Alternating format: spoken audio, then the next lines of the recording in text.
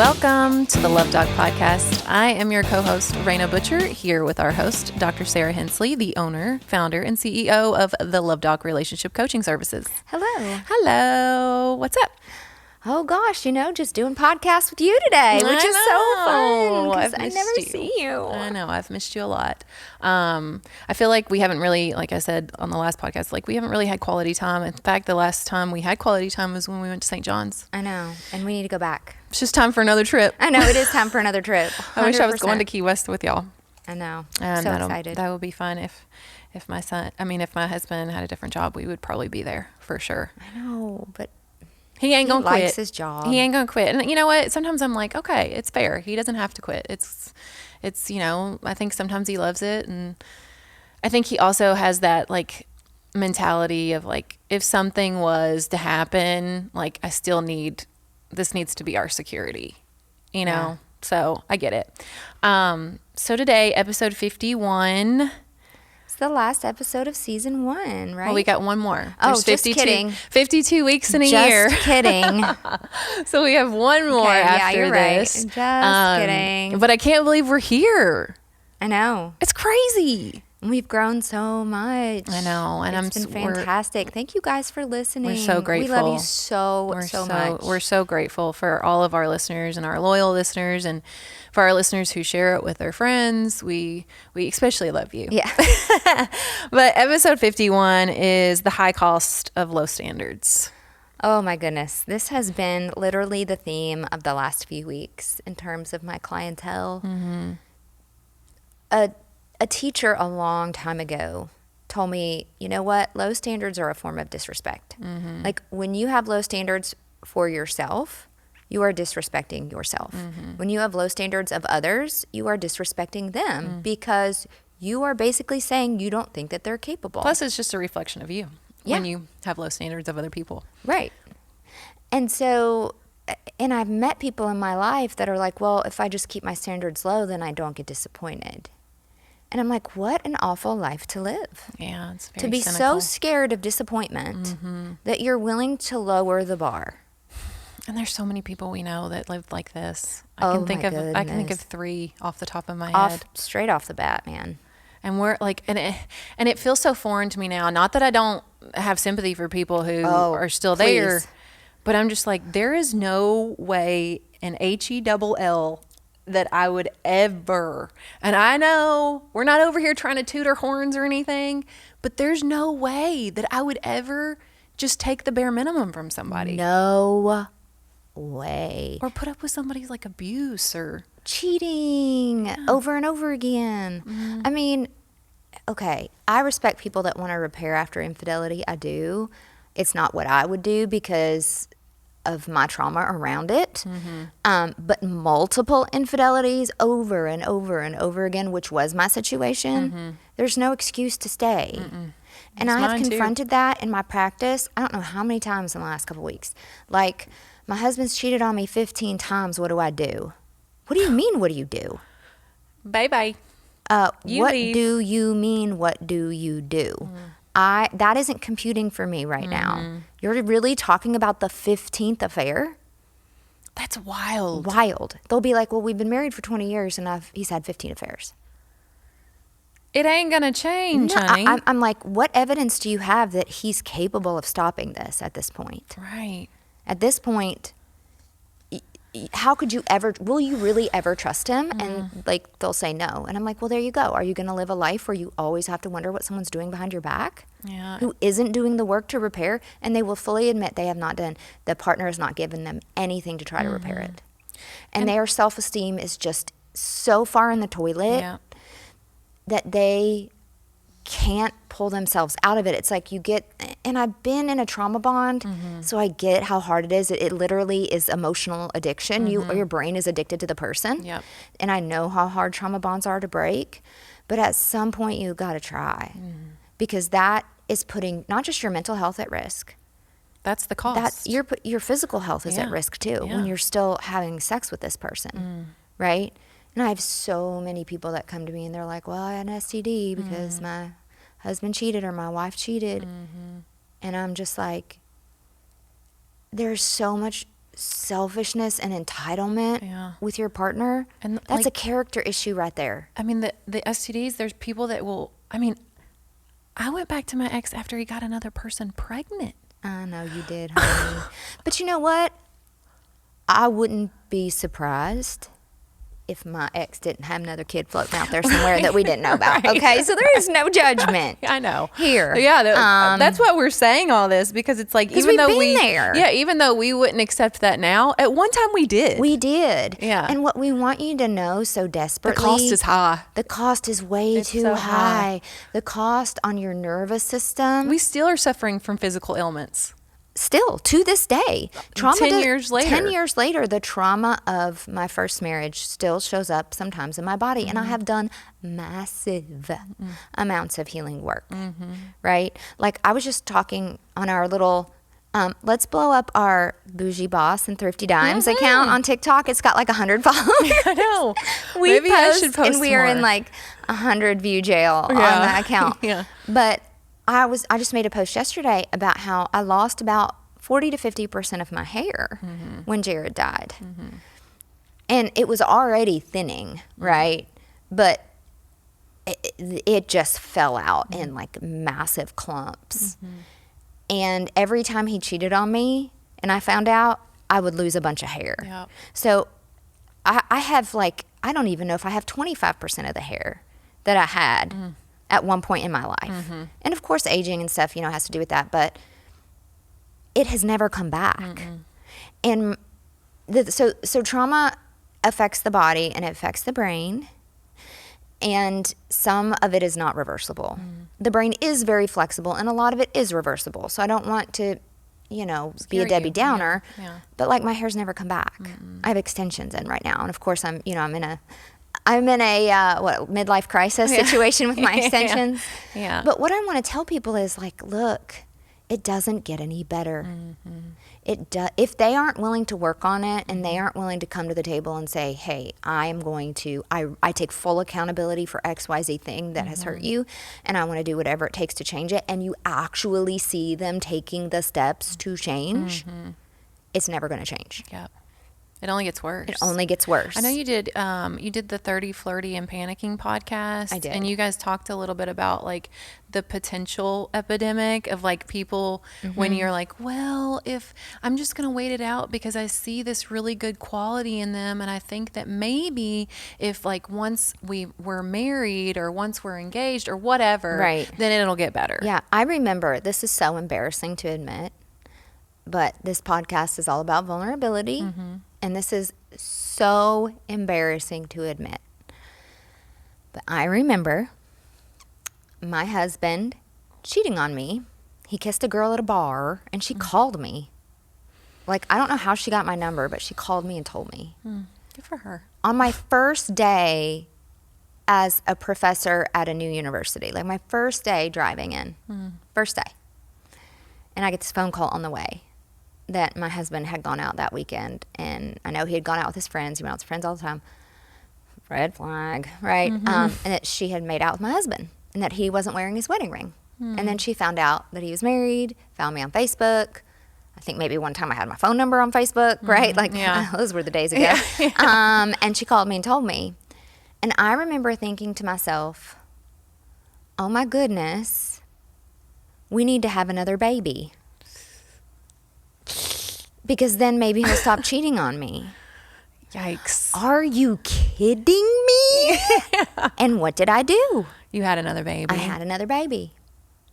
Because I thought, well, if I get pregnant, he was a better husband when I was pregnant. And we actually, we had that connection. Had more of a connection when I was pregnant. So I just need to have another baby. I kind of remember subconsciously thinking those thoughts too.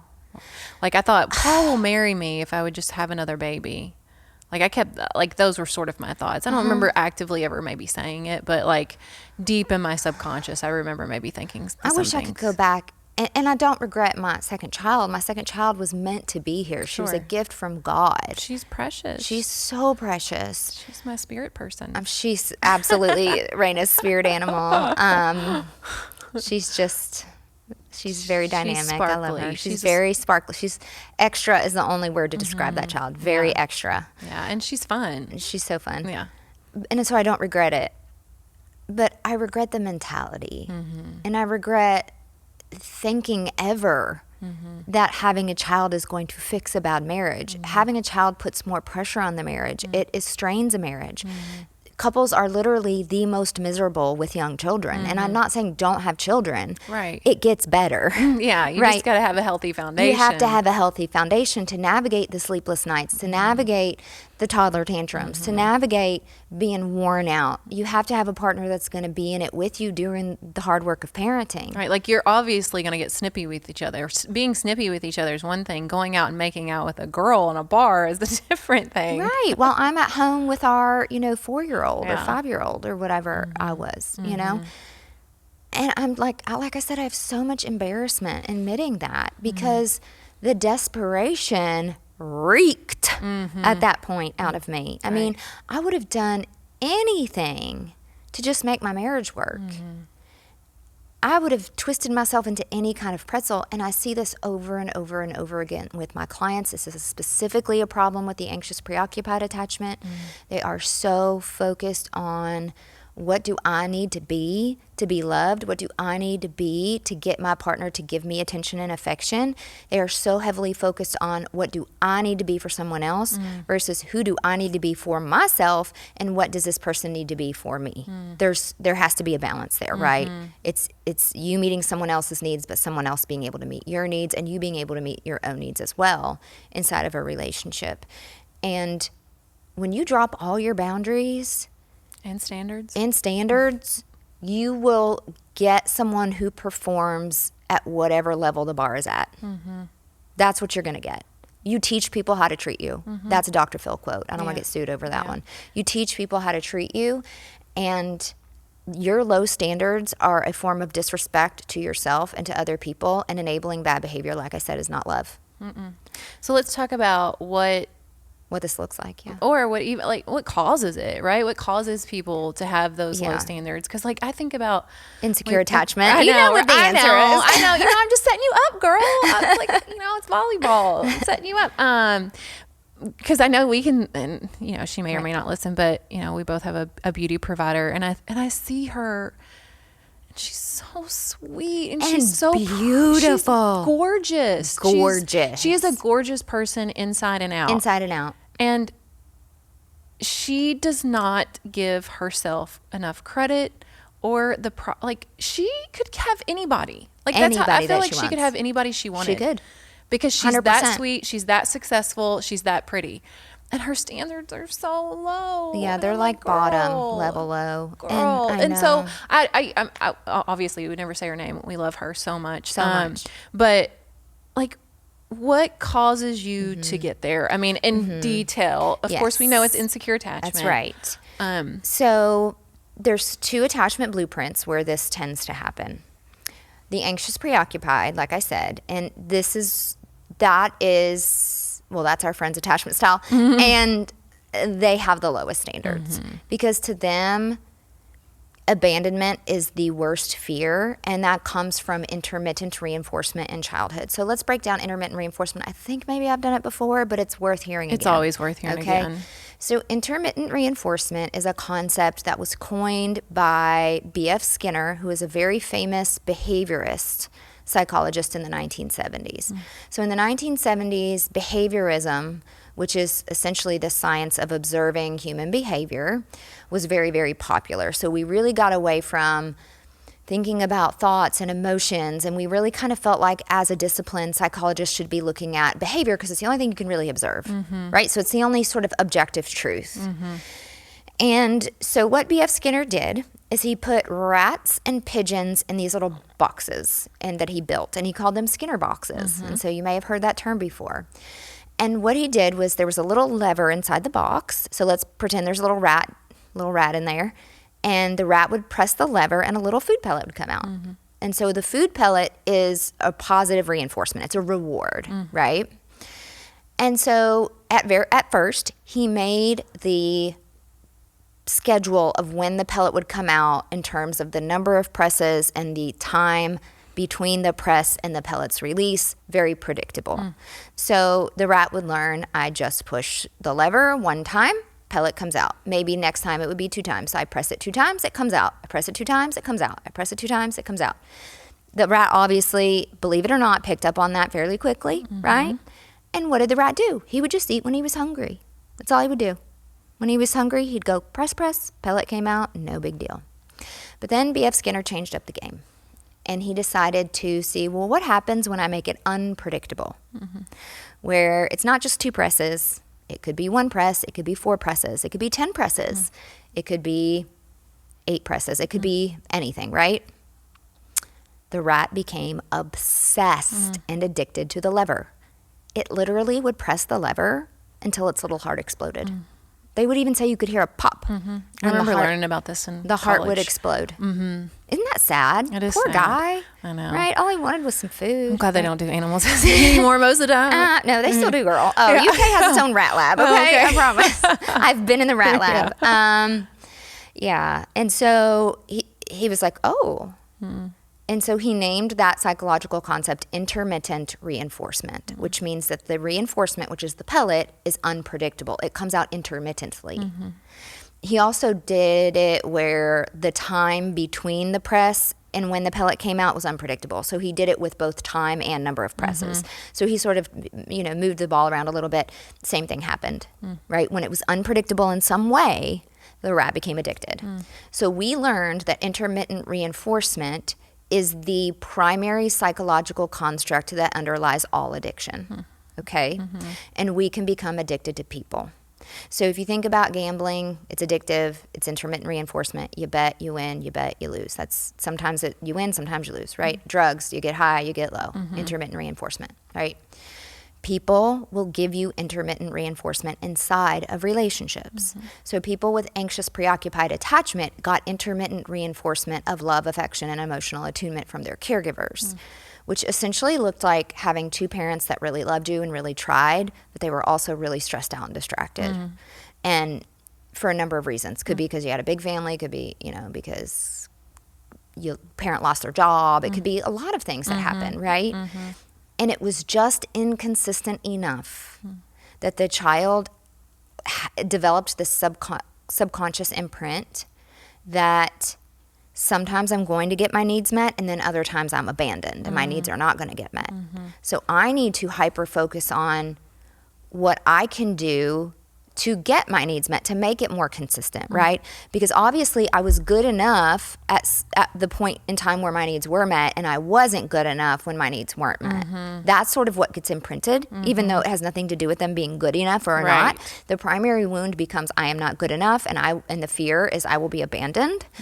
And so they tend to seek out partners, and we've talked about this, right, that reinforce your attachment. So they tend to seek out more avoidant partners who are pros at intermittent reinforcement and breadcrumbing and sometimes meeting your needs and then going away and creating a push-pull type of dynamic.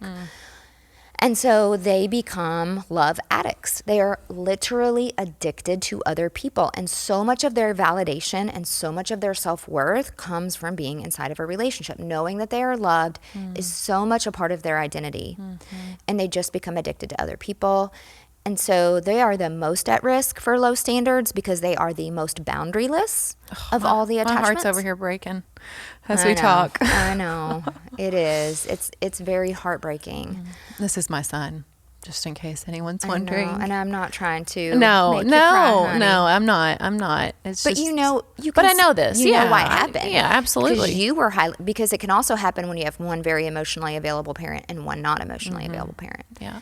Because essentially it's like when you're with mom, your needs get met. When you're with dad, they don't, right? That's intermittent reinforcement. Yeah, and that's JP's that's been JP's life. It has been, yeah. Right? And so you can't fault yourself for that. No. I mean, at the end of the day, look, if this was about choosing good partners, we are not we're not in business. We would not be in business if we had chosen good people to mate with. Right, yeah.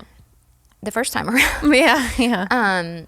No, so that is the attachment that is most at risk of this, okay? And they are just hyper focused on what can I do for my partner? What can I do? What can I be? How can I make them happy? How can I love them better? And they are just the rat that is pressing the lever until their heart explodes. And then they completely self-abandon. Self-abandon. Have very little identity outside of the relationship. None. They don't even know who they are. They're true chameleons. They will adapt to whatever their partner wants them to be. When I see anxious preoccupieds, they will morph and change. If their partner is outdoorsy, then they'll be outdoorsy. If their partner likes rap music, they'll like rap music. You know, it's just like, well, whatever you need me to be. Right. You know?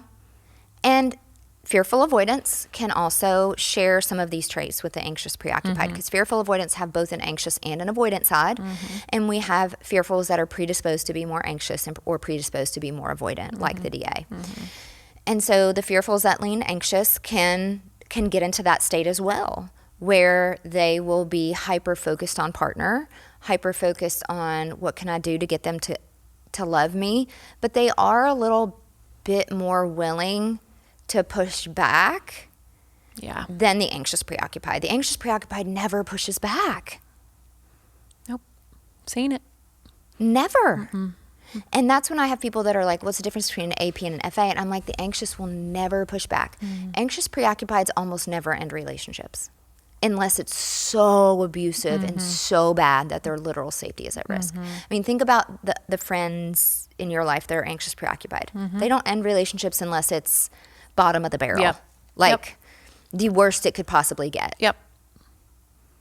We both know. Yes. And it is so sad. It's extremely heartbreaking. But as an FA, I mean, gosh, look, I put up with 10 years of ridiculousness. So the FA's But I'd fight though too. I'd be like, but the difference between the FA and the AP is the fearful avoidant will push back and be like, no, you can't do this to me. Right. And they will argue and they will fight and they will try to hold their boundaries. They're just more at risk for getting sucked back in. Like an FA, I mean, how many times did you and Paul break up? So many times I can't count. I left Jared, I don't know how many times, and came back. Like left, like actually like started to try to move out. And then came back. I did move out and still went back. Yeah. The AP doesn't really do that. The AP just stays there the whole time. Just puts up with it. Begging, right? Just pressing the lever. The FA will press the lever, but then protest every now and again and push back. Right? And be like, no, I'm not pressing it anymore. F you. Right? I'm out. Right, I'm out. And then... Two weeks later, they hoover them back in. And then you either get sucked back in, or the FA will change their mind, get extremely anxious, and push their way back in. Right? So they are more likely to run and come back, run and come back, run and come back, whereas the AP just stays. Right? Because the FA didn't necessarily get a lot of intermittent reinforcement. Some did a little bit, and that's usually what tips them more into the anxious side. But where the FA's wound is really more around betrayal and fear of being hurt. And so abandonment sort of gets lumped into the betrayal, right? Like that's a betrayal, you know, whereas AP is like, I don't really care what you give me. I don't really care how much you betray me. Just please don't leave me. Right. Whereas the FA is like, I really want you, but I'm also terrified of being hurt by you. And I'm going to interpret everything you do as being hurtful, as well as picking partners that are pretty hurtful. Right. That's their Achilles heel is the FA. They will choose very hurtful people. The FAs are the most likely to get in relationships with severe DAs or narcissists.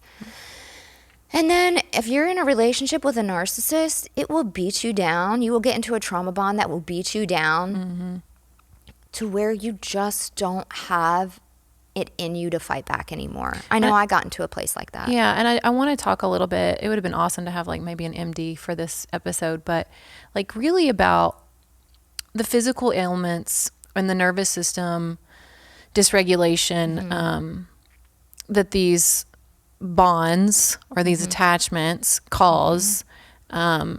We touched a little bit about it, but like just the long-term effects in terms of the nervous system. We see a lot of dysautonomia, and dysautonomia is where the autonomic nervous system, you have to think autonomic like automatic, okay? The autonomic nervous system controls like breathing, heart rate, sweating, blood pressure, things like that. We see so much dysautonomia, and I have dysautonomia, and it is still not completely healed. It's much better, and it's well controlled because I know how to regulate my nervous system to partially control it, but also I would be lying if I didn't say that I have to do a lot of dietary things and things to also help control it. Like I have to have a certain salt intake every day. or my blood pressure drops too low. So what it does is when I've seen her pass out because of it. yeah. Do you want to tell that story? Oh my goodness! Side story. We went to Palm Beach, and I knew that this had happened to her before. I just never personally experienced it. Like Donald obviously has experienced it. My husband should have just. I forgot to remind you. Yeah, so because it happens a lot at night. Yeah, because when you're laying down from standing, right? It makes sense. So we were on a girls' trip to Palm Beach, which we highly recommend. Palm Beach is amazing. Oh my gosh, so beautiful. This was last spring, and we had gone out to a nice dinner. We'd had, Sarah's like 110 pounds soaking wet, people. So we'd had a few drinks, and we go back to our little Airbnb, and we go to bed. Everything's fine. Well, it was an old building, and so they had like a window unit for the air condition, and it got hot at night. So like I was getting up to adjust the air conditioner, and Sarah gets up to adjust. She's like, "Is it hot in here?" And I was like, "Yes, it's really hot." And so we're like both over at the air conditioner trying to adjust it. And Sarah just passes out cold. Like womp. Like I'm talking dead weight to the floor. And it was only like less than 30 seconds, but it felt like an eternity. I panic. I'm like, "Oh, Sarah, baby, what's wrong?" I'm just like, "Oh my God." I thought she was having like a seizure. And then she comes to and she's like, "Oh my gosh, did I pass out?" And I was like, "What is happening?" I'm like in tears, and Sarah's like, "It's fine. It happens all the time. Like, no big deal." And I'm like, I'm sitting there like. So I have a condition that's a variation of what's called POTS syndrome, which is basically postural orthostatic tachycardia syndrome. I don't have the tachycardia, but I have the orthostatic hypotension piece of dysautonomia. So essentially what ends up happening is there are blips with my blood pressure being in circulation, being able to regulate itself, especially from a lying to standing position. Does this correlate with the vestibular stuff? It does. I mean, it's all related. A cluster, right? Okay, Yeah. So going back to what that is, dysautonomia is when your autonomic nervous system, which controls you going into fight, flight, freeze, fawn. So it is what goes up into that threat response, right? Like increasing blood pressure, increasing heart rate, stopping your digestion, sweating, all of that stuff. Because your nervous system has been called upon so much into that fight or flight state, it's like it just freaking wears out and it starts to run poorly. And I've done a lot of vagus nerve work, and it's so much better than it was. I mean, passing out is like a twice a year incident now instead of like an every other day thing like it was for a while. I don't ever want to experience it again. It was frightening. I know. Even though I know now. At least I know now. And that, I mean, honestly, I don't think I had ever been in a safe space in my nervous system until I did my healing work. I think because, when you have a parent that yells at you a lot or you have a parent that's unpredictable, you're always in fight or flight. And then you go straight into a relationship that's straight toxic. Into a relationship that is freaking toxic. And you stay in it for, over a decade. Yeah. I mean, my nervous system was shot to shit. I feel like my gut is just now healing. Oh my gosh. From all my crap. From all the crap. Which, I still have moments. Is this a place where we can talk about Armra? Yes. Hey, let's do that, because that is the thing that has helped my gut the most, is what is in my water right now. And it's Armra colostrum, because a lot of what we see from trauma are gut issues. That's like the first stop. Like if you're at the gut issues, you're at the first stop of trauma. Okay? Let me tell you, it goes gut, skin, brain. Yep. Okay? That's the order in which big it's organs. And it's going to take from major organs. Emotions are energy. Fight or flight takes energy. It will steal from your immune system. It will steal from your endocrine system. It will screw up your autonomic nervous system. And Armra colostrum is colostrum, which is an immune modulator, I believe, of some sort. Yep. It boosts immunity, essentially. And it really can help repair your gut. Yep. And I have seen so much benefit in my gut. It's been a game changer. When I'm consistent with it, I very much have less gut issues and gut pain. Same.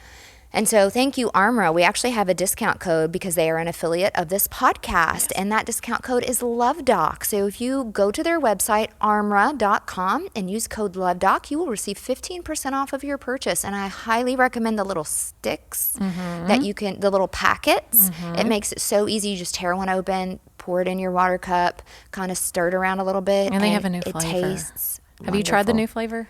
Which one? The apricot? No, I haven't. Oh. I've done the watermelon and the blood orange. Well, the apricot's new. It just came out, I think, last month. And That's next for me to try. Okay, so here's a funny question. Is it apricot or apricot? I say apricot. I guess it's like tomato. I think it is. Yeah. But anyway, it's really, really good. Really good. So try that new flavor. So if you have been traumatized and you have gut problems, please try go to Armra. Armra. We love it. We're backing it. Yes. I told my husband that hot people have tummy issues. Yeah. It's because they've been through so much trauma. Right. So much trauma. So if you have tummy issues, that must mean you're pretty hot. Yeah. So dysautonomia for sure. Migraines are a disease of an overtaxed nervous system. I think migraines are almost nearly solely caused by emotional trauma. The medical community needs to get on board. People like Alan Gordon, Nicole Sachs, researchers in this area of emotional suppression, of emotional trauma, and its effect on the brain and the body, have been demonstrating that migraines are caused by emotional trauma. And a lot of people don't know they have emotional trauma. Right. They don't recognize it. I had a client the other night in group who said, I don't recognize any childhood trauma that I have, but I know I'm an FA. I meet all of the criteria to be an FA. And they said, the only thing I can think of is my mom had an explosive temper. And I'm like, yes, that's scary. Yes, it's traumatic. Yeah, and it creates for a child. you your don't feel nervous safe. System remembers being screamed at. Your nervous system remembers feeling scared, right? And so those imprints don't go away. That's why I'm such an avid anti-cry it out mom. And I did cry it out with my oldest, and I've had to forgive myself over it.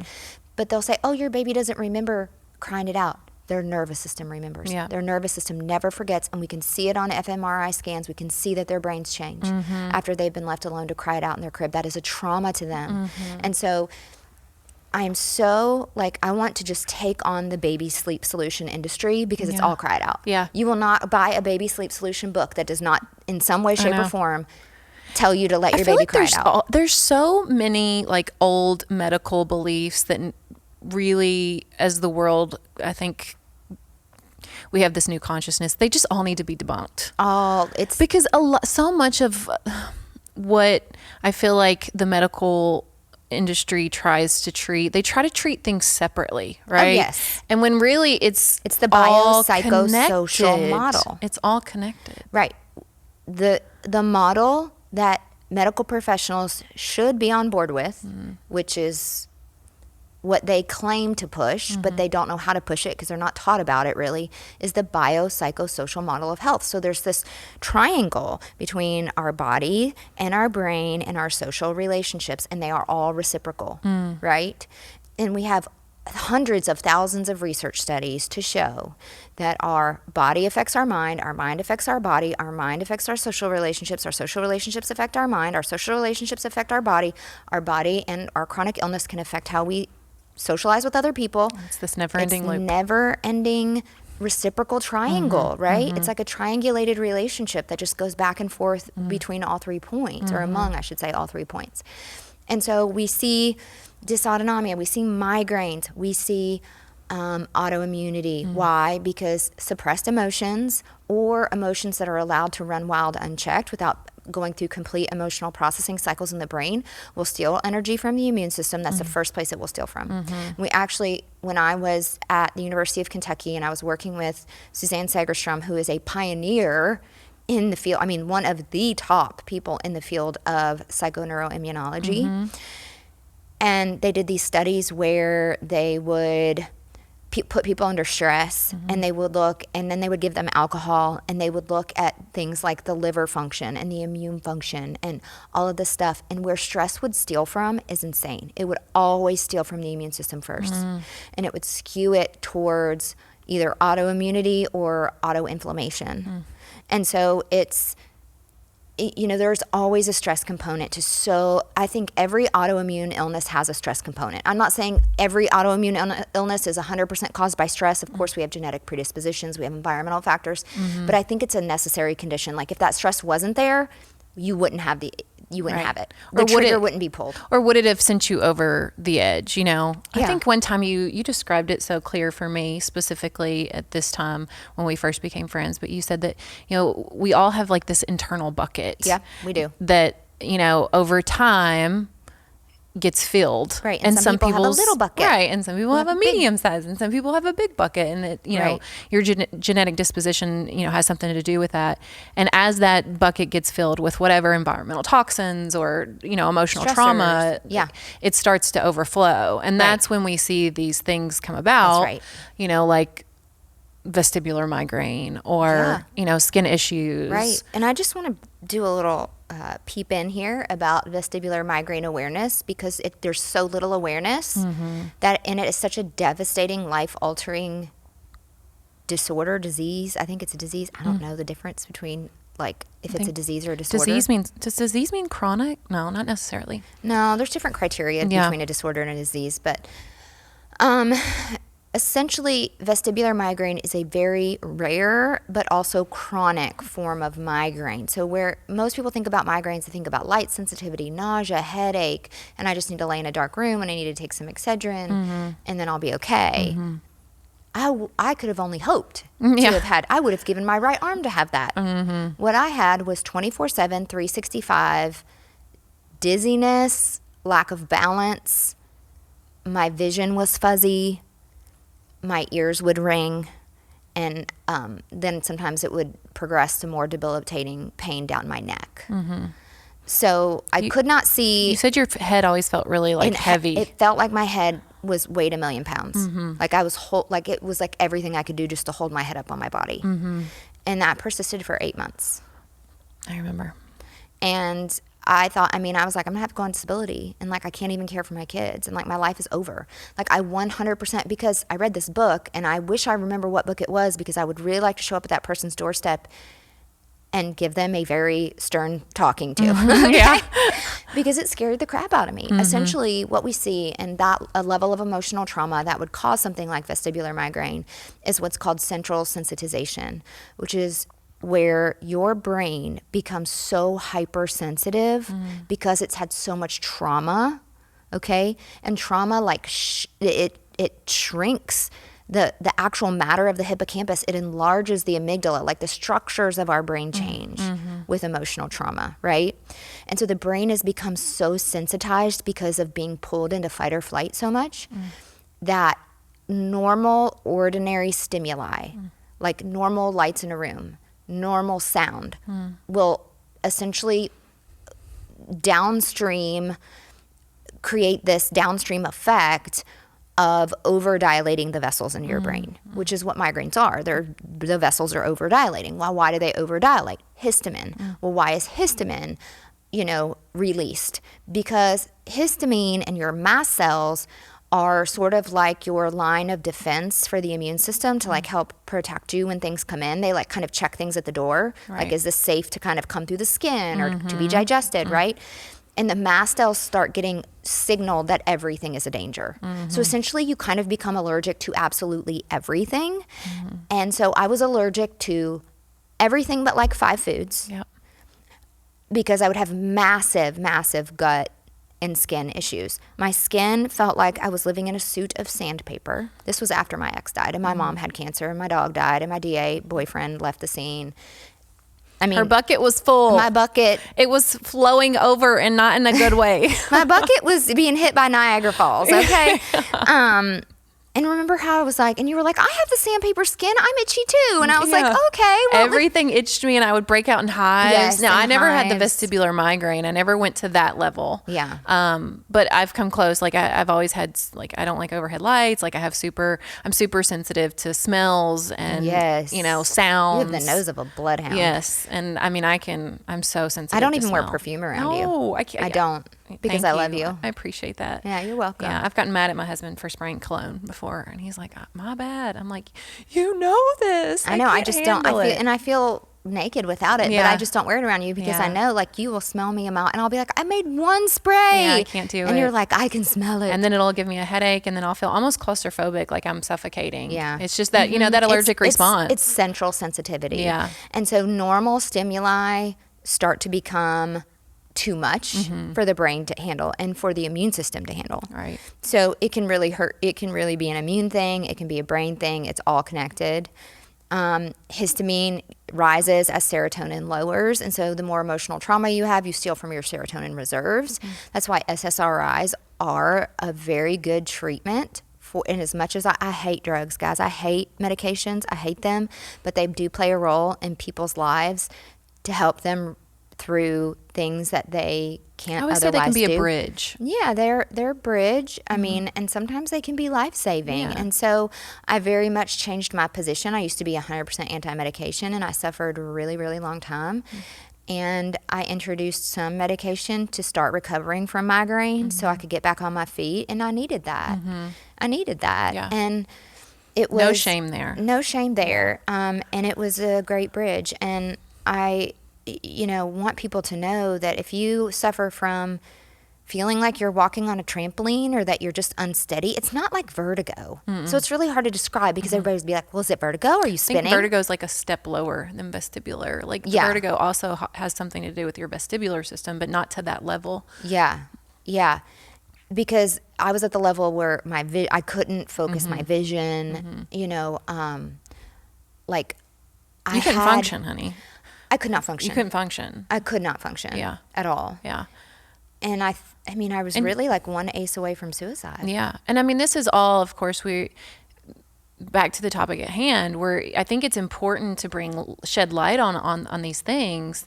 The high cost of low standards. Yes. Yes. This that's was the whole my point. high cost Yeah. of having low standards. I could have left my husband the first time he cheated on me. I could have left my husband the first time he screamed at me or got drunk and put a hole in the wall. I could have stopped having babies with him. But like I said, my second daughter was meant to be here. But it did bond me further and attach me further and make me want to stay longer. Right. It wasn't, in terms of my health, the best decision, but I would never take it back. I wouldn't do it again. And so Sure. that's a hard thing to reconcile. But what I'm saying is that these are the high cost of low standards. It is not just I'm sad in a relationship or I'm depressed or I'm anxious. This is about wrecking your nervous system And your health. And your health, not just your mental health, but your physical health. Yeah. And bringing, early onset of disease. Yes. Oh my gosh, dementia, Cancer. autoimmunity, cancer. We have oodles and oodles and oodles of research to support what I'm saying. Yeah, and I think it would be extremely, valuable to our listeners to, find an MD that could come. I mean, you are so knowledgeable and lots of big words, and I'm always like, how do you even know that word? But I mean, bringing in an MD who knows about this on a deeper level, I think would be very valuable to our listeners. And I think that's something we're going to do. So just to wrap this up, you have to be able to face the pain of detachment to save yourself. Yes. And I help people every day get to a point where they can face and process the pain of detachment. And it could save your life. Yeah. Yeah. And so love yourself enough to face the pain of detachment. Love yourself enough more than you fear detachment. Love yourself more than you fear the detachment. Yeah. And I think we'll wrap it up there. Yeah. Your life literally depends on it. Depends on it. And so if you are stuck in this place where you're feeling, not your best, right? Physically, mentally, emotionally, maybe you can relate to some of the ailments that we've talked about today. It might be time to seek intervention. Yes. And Dr. Hensley has wonderful reviews that speak for themselves.